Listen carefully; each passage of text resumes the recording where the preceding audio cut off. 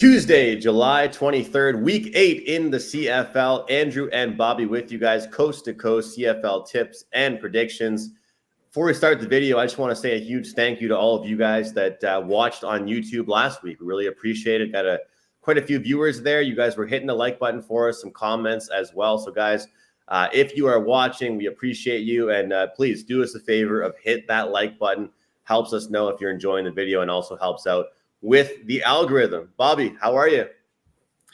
Good. Just got back from Nova Scotia. Spent a week out there. Went to played some dress up out in Lewisburg. That's quite a place. But glad to be home. Lewisburg, yeah. I used to go. My family cottage is 30 minutes away from there, in Meyer River area. So it's beautiful there. Yeah, but you never know what you're going to see there. That's for sure. I just got back from Toronto. I should have just bet both home teams I went to. I did jump on the Jays, but I didn't end up getting on the Ticats because of the number that wasn't the same. I was 4.5 opener and then 2.5 most spots game time. Didn't matter because they win outright. But before we jump into the lines, I will say something kind of funny is that from a betting perspective, they're up 17-0, right? And the fan base, you could tell that they did not care at all that they were up 17-0. Like they almost thought like, oh yeah, it's tie game right now, or we're up by 3. Like the building felt like it was a close game, and I think a lot of that probably was because it was like turnovers on the side of Toronto and getting kind of lucky with that stuff. But Hamilton picks up their first win. Toronto off that win against Montreal, and to their crosstown rivals, so to speak, they drop it. But I just thought that was pretty funny that the vibe in that stadium, it was just like, you'd think that it was like a bad game and they weren't even winning because they're so used to the disappointment there. Yeah, I think did they not blow one against Saskatchewan in like similar situations? So yeah. They're going to be up there. They're moving up the ranks on the most heartbreaking fans. I still think Edmonton and Ottawa find incredible ways to lose games. So Hamilton's lucky that they haven't had to sit through as many, I guess. Yeah, shout out to all the people that just keep betting against Edmonton, putting their kids through college, because unfortunately I took them in the first half this past week. Because you know what's going to happen, Bobby? The second I stop taking them and everyone stops steaming the prices, they're going to win. And the second that we all lose any type of faith, they're going to end up winning their first game. But shout out to Rob Braley for the suite at the Hamilton game. It was a really, really fun time, and what an experience to. I could say that we drank enough red wine for one night, but we kept going for a few nights in a row. But the matchups for this week, we don't want to live in the past. Rough Riders, Alouettes, Stampeders, Red Blacks, Bombers, Argos, and then we have what I used to call, when I was younger playing sports, the toilet bowl, the battle of the worst, the Ticats and the Elks going head to head. But let's start things off. You were tweeting about this game. We've got some injuries, of course. You hate that we're sitting here in week 8. Both starters will probably be out for this game. Riders, Als, what are your thoughts? Well, first off, I've noticed these last 2 weeks, either the books are getting smarter or I'm getting dumber. There's not much value. I didn't think last week with the Bombers were my only play.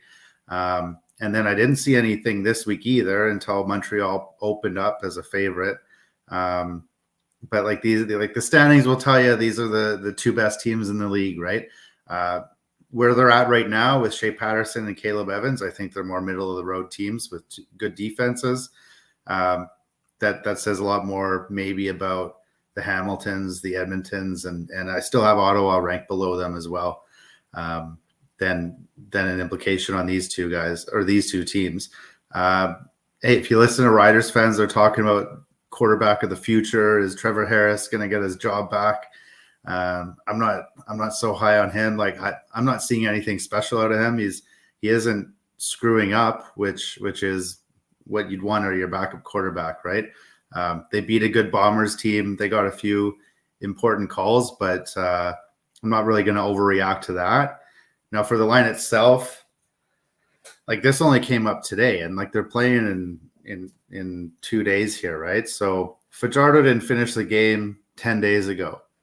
Evans took all the reps for all 3 practices this week. I don't know what was unknown. Like Evans was going to be the starter. It was almost 100% certainty. So the line did come out. It came out basically at Alouettes -1. They're slight money line favorite.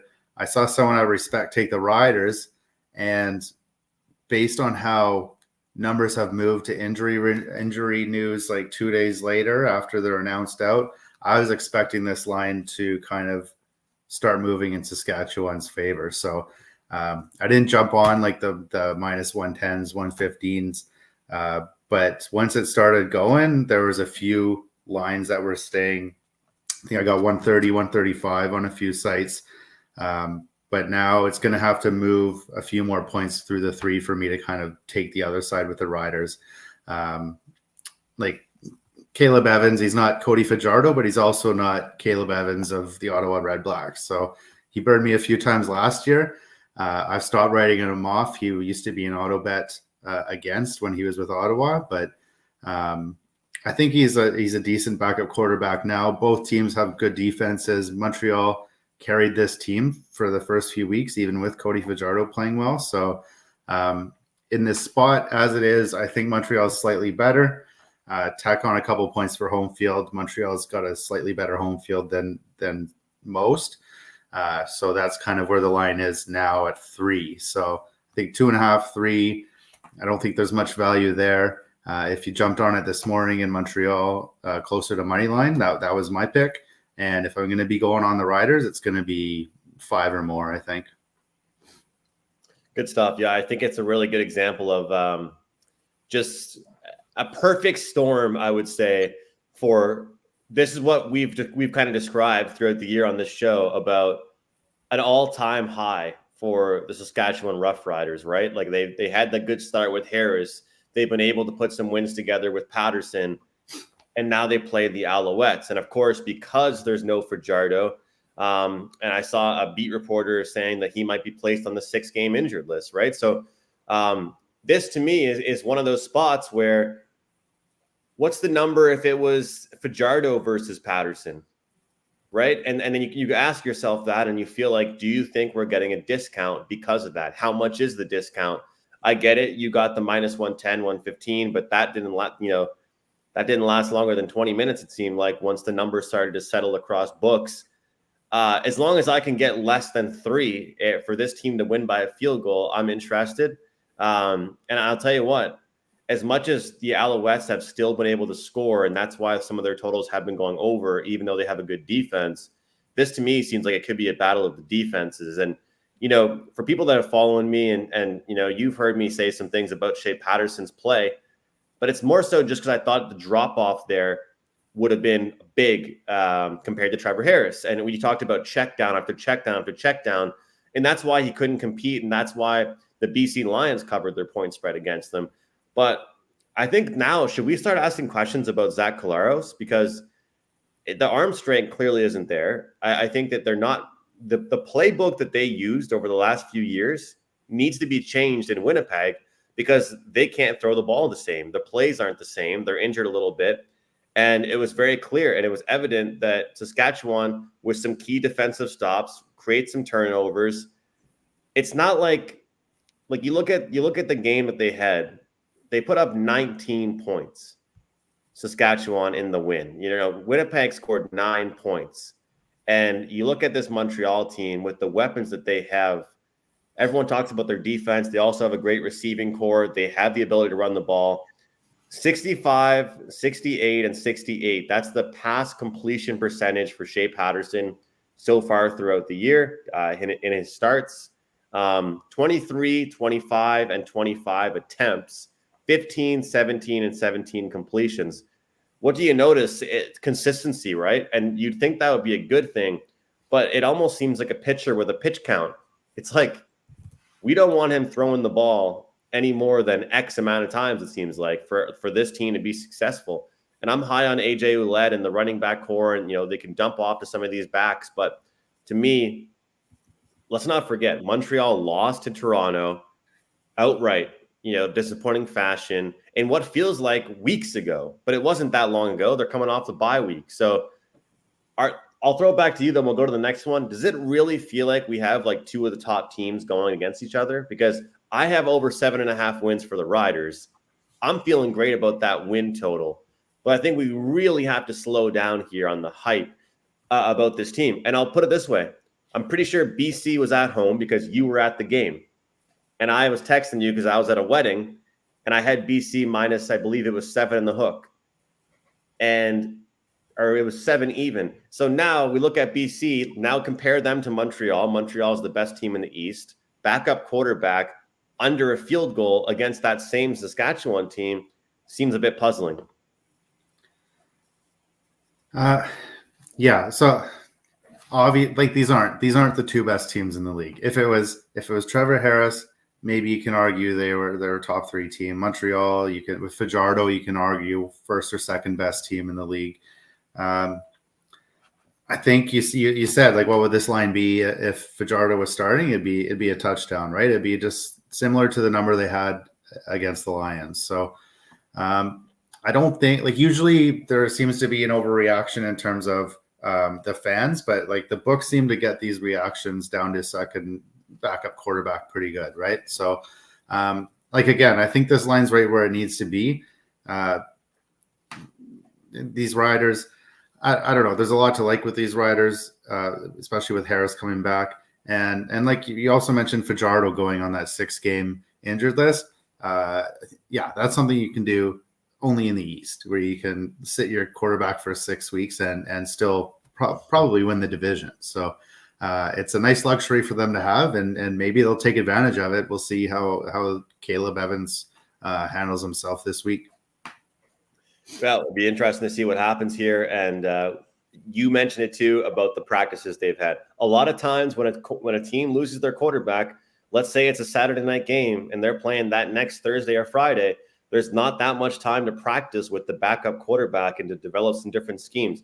Let's be real here. They're not going to be running the same plays with, the backup as they would be with Fajardo. But I think that it's good to get that time to go over things here. Next game being Calgary and Ottawa, total at 51, second highest total on the board. It's a pick right now, and Ottawa is the home team here. Calgary, 5-1 ATS, Bobby. This team continues to cover point spreads, but guess what? Now it's not just covering a point spread, it's win. And they did beat your BC Lions on Sunday outright, didn't need the points. Can they do it in back-to-back weeks? So I don't see much action happening here either. Red Blacks, hey, they're 4-2. Good for them. I've got them 7th in my power rankings, maybe 8th. But if you beat Edmonton twice in the coin flip games, I'll let you sit ahead of them. They had 2 games gifted to them by kickers, so they haven't really proved anything. I think Calgary deserves to be favored on the road here. But like, if this goes up to 3, then I might have to suck it up and get on the Red Blacks. Stamps have played well this year. They've been in almost every game. So and they've had a fairly tough schedule, if I remember right. So like, they played the Lions twice already. Couple close games with the Bombers, who are not a terrible team, despite what a lot of people are saying. I don't know. I'm not a big spot guy, but maybe this is a flat spot going on the road to a team that has only been gifted a few wins in the last few years at home. So nothing on it for me right now.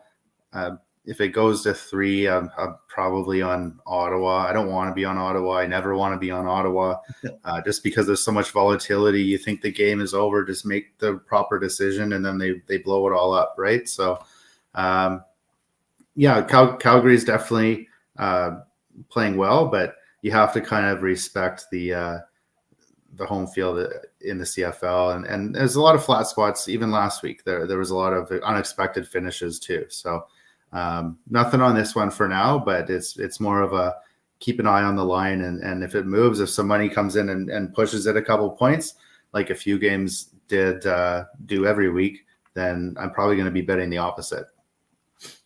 just wait for some movement and react to it. And that was kind of some of the talk we had over the weekend at the Hamilton game. Everyone that was interested in betting, we kind of joked, like, just wait till the steam comes and bet the opposite. You look at some of these games, look at what happened to Winnipeg. I mean, sometimes I'd say the CFL is one of the number one sports, which is why we love betting it, where you have to trust your gut instinct and not worry as much about the sharp action coming in. Whereas I would say even 5 to 10 years ago, you could follow the sharp money and just make money that way in the CFL. Now, look at Edmonton. The Sharps have loved Edmonton for the past 2 years, and they suck. I mean, there's no other way of putting it. This team can't win if they're plus 10 right now.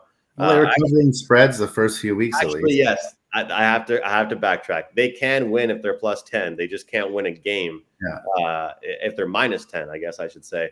But yeah, that's a really good point. Look, for me, we talked about a lot on the show about Devontae Dedmon. He is limited at practice. He's still kind of hurt for this team. And it's hard to believe that we're talking about a punt returner being such a key player. He does get it, I think 1 or 2 touches in the running game. But in the CFL, with how many punts there are, with how big the field is, the punt returning, kickoff returning game is so crucial. He is still not back for Ottawa. And I get it, Calgary, you could call it a flat spot. I've been pretty good at reading these flat spots. You look at Calgary even against BC. You look at Hamilton against Toronto in week 7, some different spots at Toronto against Montreal in week 6. But I think, to me, this number is just one that I have to jump in on. Bobby, if Ottawa beats me, they beat me. But here we are in week 8. And for full transparency purposes, I had back-to-back good weeks, and I only ended up on 2 plays. I honestly should have been a good week for me if I didn't get scared of the lines moving with Calgary and Hamilton. But I'm plus 1.1 units on the season right now. In the CFL. It's not great, but we're not in the negative. And I think that if Ottawa beats me over the next few weeks, so be it. But here we are in week 8, and I can confidently say Ottawa is not as good as what we've seen. They're not as good as what we've seen. And this is one thing about Calgary. When you look at some teams and you talk about Saskatchewan beating Edmonton and Hamilton a few times, Calgary's played a mixed bag of everybody. It's not like they've just had all the easy teams as well. They can move the ball. I have to admit, and I think I told you this a couple weeks ago, I was wrong about Jake Mayer. And I think what happened was he pissed me off too many times last year that I carried it into this year. And he's actually having a good year. He's hitting his targets. He's able to make the right reads, doesn't make too many mistakes. Calgary, to me, it's all about their running game because it's been kind of stagnant over the past few years. But if they can get the run game going, they're pretty good. I'll take them just simply off the fact that I feel like their defense can get the stops at the key times. And Ottawa's a different team when they're chasing the game. When they're trading points with you, they're decent. You put Calgary up 10-0, then Ottawa is forced to actually make, plays and not just check down after check down. So they have to think. Yeah, they have to actually make football plays and reads. Yeah. So minus 110 on the money line. Count me in for that one with Ottawa. All right, Bombers, Argos. Argos off the loss that I've talked about a bunch of times already. Winnipeg off the loss. I'm going to lead into it with this. I'll ask you just kind of what are your thoughts on Winnipeg right now? They were minus 125. They closed as minus 260, somewhere in that range. So there's that respect still there. But at what point, we're here in week 8, do we stop thinking about the Winnipeg of the past and start thinking about the Winnipeg of the now? Or are you already doing that? I'm not so sure. So, the books have been pretty slow to react to Winnipeg slow start. So you were able to take advantage of it in the first few weeks of the season. I've been slow to react to it too. So it's nothing that I've been taking advantage of. And money's been coming in on the Bombers the last 2 weeks on game day as well. So I'm still not ready to write them off. I think that was sort of it kind of had a Labor Day atmosphere in Saskatchewan. So people were saying it was like a playoff game at Mosaic there. So it was a big game for the Riders. They rose to the occasion.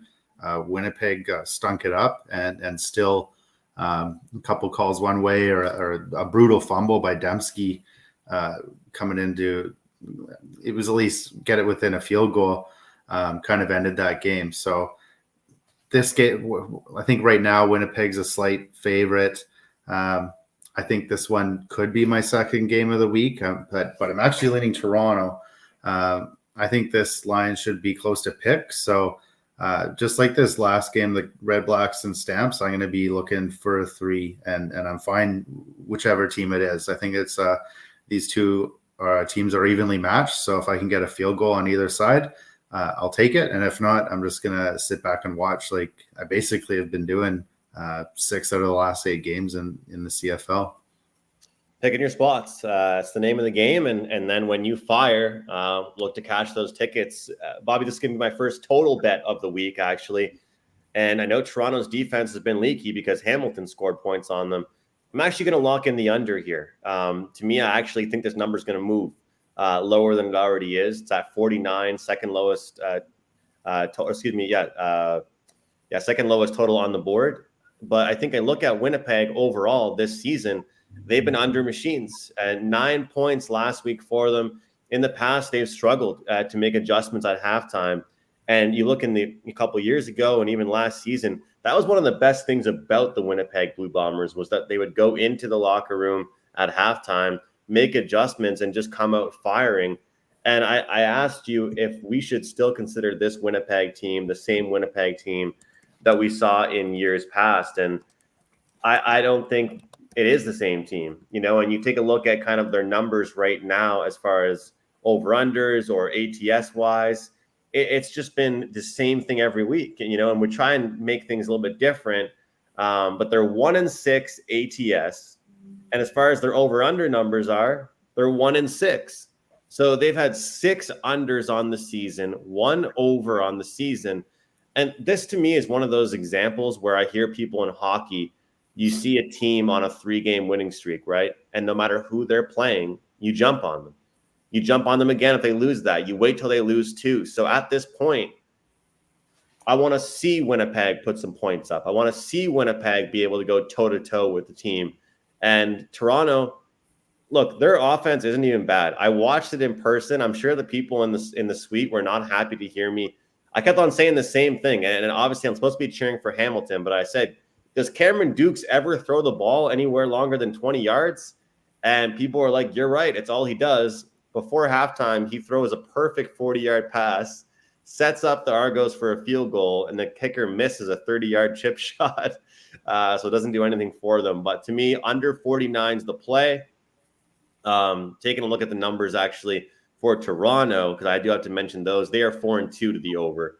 So we'll see. We'll see what the bounce back looks like for Winnipeg, but I think this total is the total of Winnipeg's past. This total number does not reflect who Winnipeg is right now. So I'll go under 49.5, my first total play of the week here in week 8. And guys, yeah, I like that one too, just because the only way it's going over is if Dukes starts throwing plinko balls like he did against the Riders, right? So yeah. Like Winnipeg hasn't proven they can score points this year, and if Dukes just kind of protects the ball, manages the game, then I don't see a way this game is going to be a shootout like these Bomber games were against Calgary, or these over games for the Riders. It's mostly turnovers that's killing these overs for the Argos. So I like that one. Awesome. Yeah, happy to have you with me on a total. And like you said, it's so hard to predict. Like even the game in Hamilton and Toronto. I mean, there were like 3 or 4 turnovers. There was a kickoff return. There was a fumble touchdown, a pick 6. That's the most frustrating part about, and I know you could say, well, it's the same thing for sides. You can't predict that stuff. But with totals, if you've got 13 to 17 points scored off turnovers, you're screwed when you have an under. If you're an over better, you absolutely love it. But yeah, I think that it will take some turnovers for that total to go over. We just want to say really quick again, guys, if you're watching and enjoy the video, hit the like button. Make sure you follow us both on X. You can see our handles right below our beautiful faces. So week 8, guys, over 200 views last week. Hopefully you guys can keep those numbers growing and share the videos around if you like them. One last game here to break down. What do you have for us? Okay, so what's this line out right now? 3.5 Elks over Hamilton. Like you said, like these Ticats, they almost blew it again, right? So uh, I'm not too. I still have them as the worst team, and I'm not reacting just because they won a game. That's not how power rankings work, despite what the league's putting out here. Um, so, like, how much better is MBT than Trey Ford? I think is the question now, and I don't really think it's a MBT problem in Edmonton. But I think it's a problem that they signed him altogether. We said this at the beginning of the year. How much better is he really than Trey Ford? You basically had to ice Trey Ford for a whole season, just for a quarterback who isn't much better than him. Sure, MBT hasn't been the reason they've lost games, but I don't think they wouldn't be in these games with Trey Ford. So uh, I think there's still too many problems in Edmonton. They kind of were in a tough spot last week. With that short week coming in. So fire their coach like 4 days before a game when they could have done it during a bye week, like the week before. Yeah.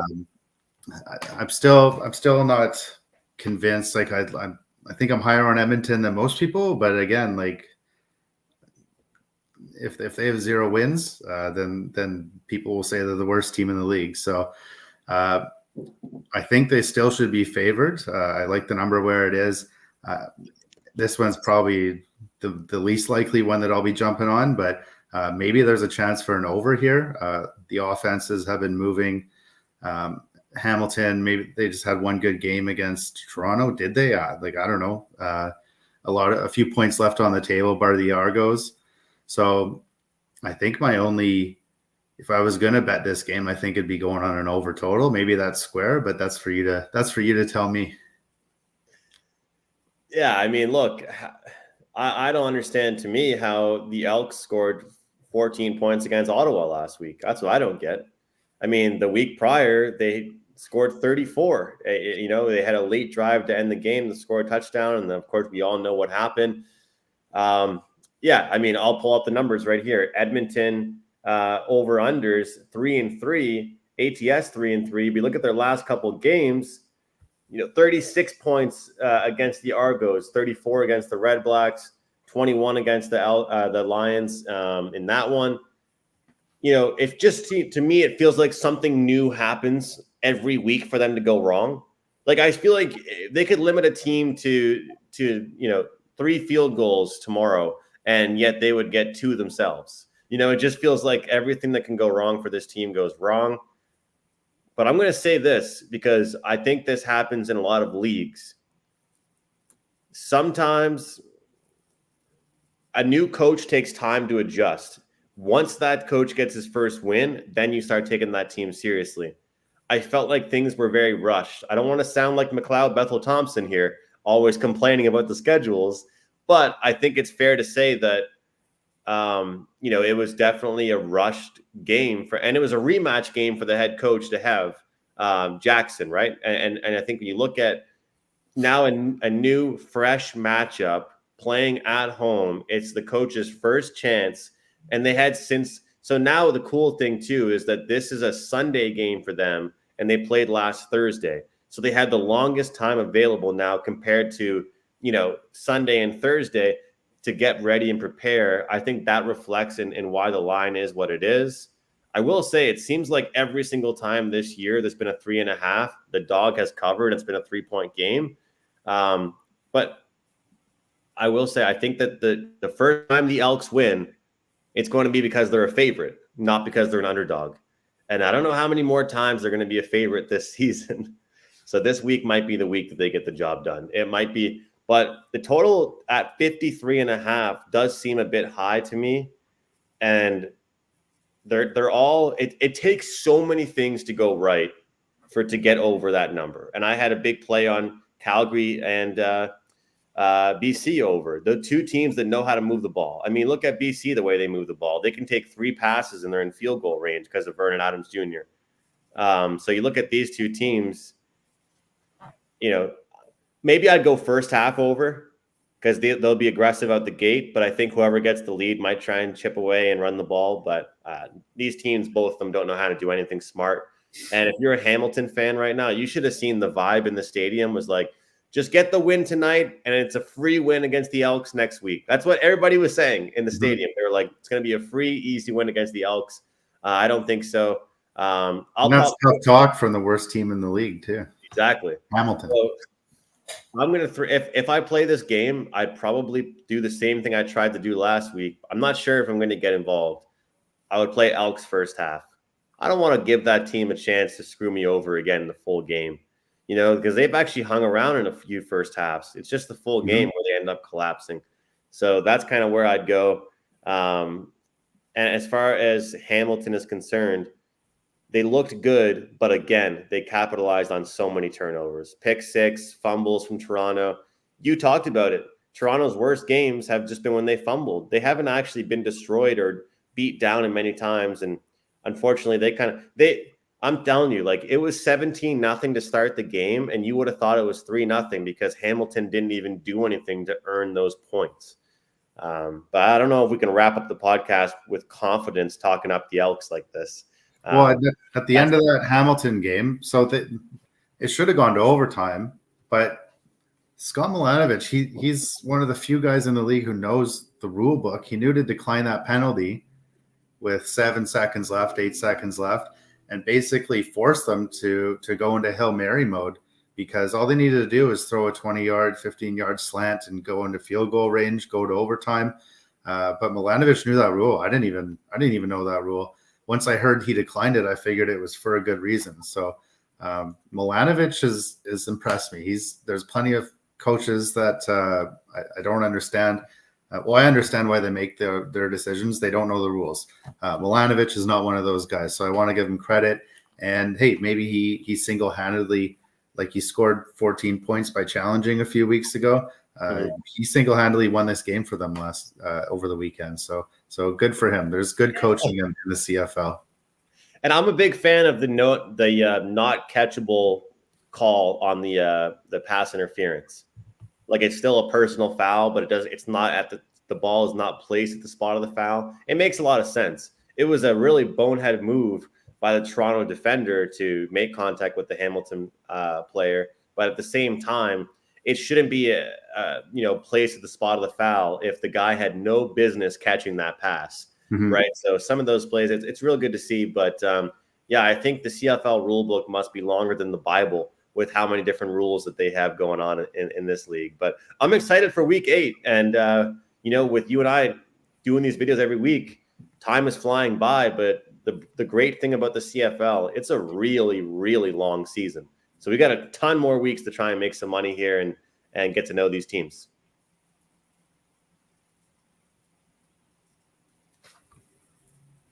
Are you ending it, or are you waiting for me to say something?